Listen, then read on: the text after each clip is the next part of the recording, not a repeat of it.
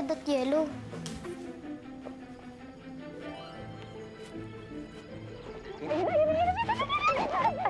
Ano ba? Doon tayo. Doon.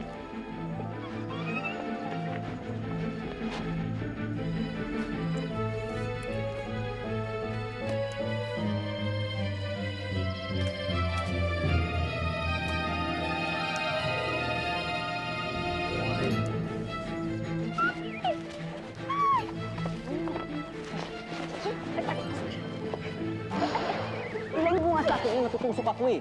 Ayan eh. Kulay dilaw ako eh. Diyan ka na, dito na ako. Nagpakita ang dalawang duwende kay Pinang. Hindi para takutin siya, pero para kausapin tungkol sa ugali niya. Ito ba hinahanap mo? At kita rin ba?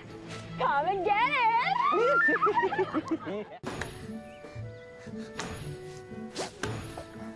Aka na!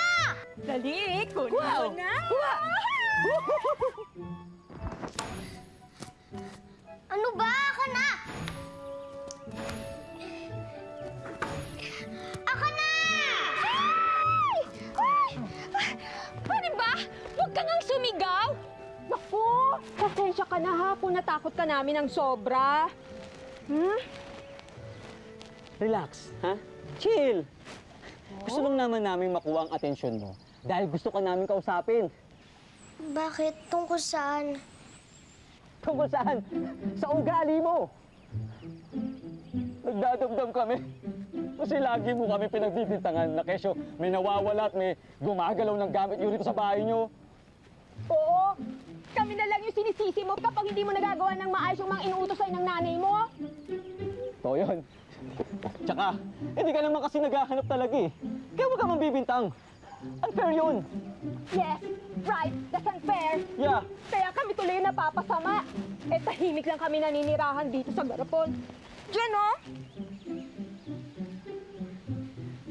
Sorry po, hindi na po mauulit.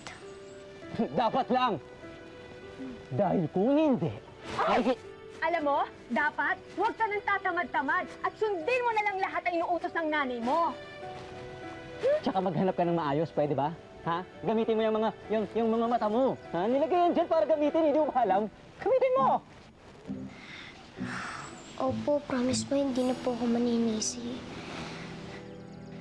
Tandaan mo, may usapan tayo. At tandaan mo rin, secret lang, ha? Sige, mag-color ka na uli. Eto, ah.